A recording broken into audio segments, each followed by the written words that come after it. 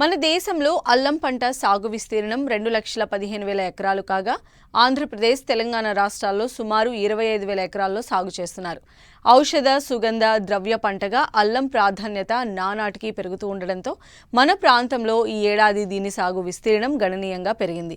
అల్లం సాగుకు అన్ని ప్రాంతాలు అనుకూలం కాదు. దీనివల్ల కొన్ని ప్రాంతాలకే పరిమితమైన ఈ పంట సాగులో గత 3 సంవత్సరాలుగా రైతులు ఆశించిన ఫలితాలు పొందలేకపోతున్నారు. అయితే ఆయా ప్రాంతాలకు అనువైన రకాల ఎంపికతో పాటు మేలైన యాజమాన్యం చేపడితే మంచి దిగుబడులను పొందవచ్చని తెలియజేస్తున్నారు విశాఖ జిల్లా చింతపల్లి ఉద్యాన పరిశోధన స్థానం శాస్త్రవేత్త బిందు.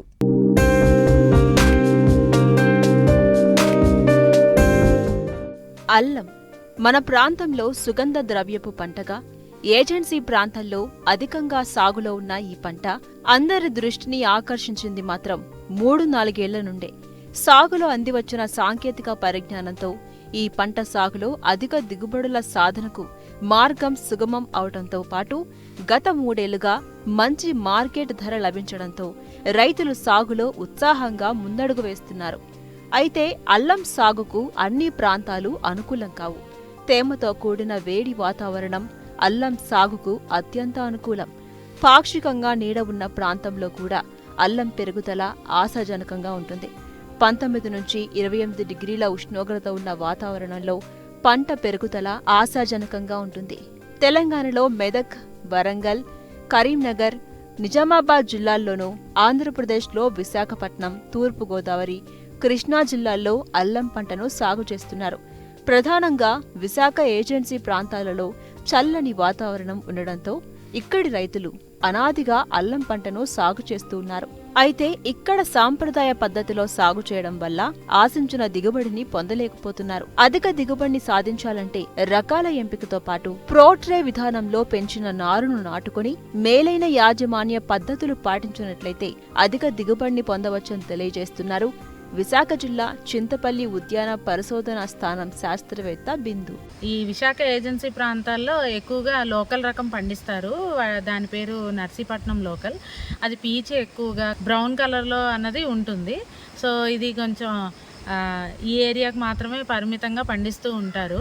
అలాగే మనం వివిధ రకాలు చూసుకున్నట్లయితే ఎక్కువగా నాడియా, అలాగే సుప్రభ అన్న రకాలు ఈ ప్రాంతానికి ఎక్కువగా అనుకూలంగా ఉన్నాయి.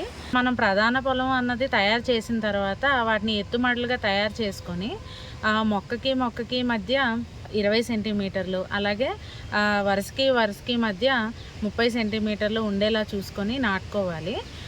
ఒక బెడ్ మీద 3 లేదా 4 వరుసలు అన్నవి నాటుకోవచ్చు. సో మనకి ఎకరానికి 600 నుంచి 700 కేజీలు మైదాన ప్రాంతంలోనూ, అలాగే ఎత్తైన గిరిజన ప్రాంతాల్లో 800 నుంచి 1000 కేజీల వరకు అవసరం అవుతుంది. సో మన ఆరోగ్యవంతమైన ఎటువంటి తెగులు సోకని 40 నుంచి 50 గ్రాములు బరువు ఉన్న, అలాగే 2 నుంచి 3 మొలకలు వచ్చిన విత్తనాన్ని మనము నాటుకోవడానికి ఎంచుకోవాలి. ఇది సాధారణ పద్ధతి. అలా కాకుండా మనం పోట్రే పద్ధతిలో కనుక నారును పెంచుకొని వేసుకున్నట్లయితే 375 నుంచి 400 కిలోలు ఒక ఎకరానికి సరిపోతాయి. నీడ ప్రదేశంలో ఎక్కువగా బాగా పండుతుంది. సో దీని కొరకు మన అల్లంను కొబ్బరి, వక్క, నారింజ ఇలాంటి తోటల్లోనే అంతర పంటగా వేసుకోవచ్చు. 6 నుంచి 7 రోజులకి ఒకసారి మనం నీరు అన్నది పెట్టుకోవాలి. సో తేలికపాటి నెలల్లో అయితే పంట కాలంలో 20 నుంచి 25 సార్లు నీరు పెట్టుకోవాలి. అలాగే బరువైన నెలల్లో అయితే 15 నుంచి 18 సార్లు మనము నీరు పెట్టుకున్నట్లయితే అల్లం పంట మంచి దిగుబడి ఇస్తుంది. ఎరువుల యాజమాన్యం చూసుకున్నట్లయితే ఆఖరి దుక్కిలోని 10 టన్నుల పశువుల ఎరువు వేసుకొని కలియదున్నుకోవాలి. దాంతోపాటు సూపర్ ఫాస్ఫేట్ అదే భాస్వరం ఎరువు మనం సుమారు 150 కేజీలు ఒక ఎకరాన్ని చొప్పున ఆఖరి దుక్కులో వేసి కలియదున్నుకోవాలి. అలాగే మొక్క నాటిన 40 రోజులకు, 80 రోజులకు, అలాగే 120 రోజులకు మనం ఎరువులు అన్నవి వేసుకోవాలి. అందులో నత్రజని యూరియా రూపంలోని నాటిన 40 రోజులకు 26 కేజీలు ఎకరానికి, అలాగే నాటిన 80 రోజులకు 54 కేజీలు, అలాగే నాటిన 120 రోజులకు 26 కేజీలు చొప్పున వేసుకోవాలి.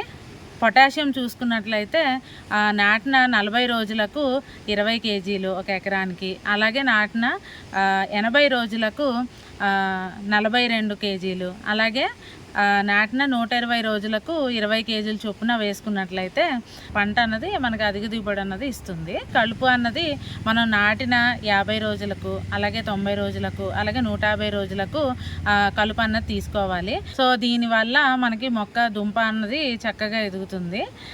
అలాగే మట్టి అన్నది మనం ఎగదోసుకుంటూ ఉండాలి. ఎగదోసుకోవడం వలన కూడా మనకి దుంప అన్నది గాలి ఆడి బాగా మంచిగా పెరుగుతుంది.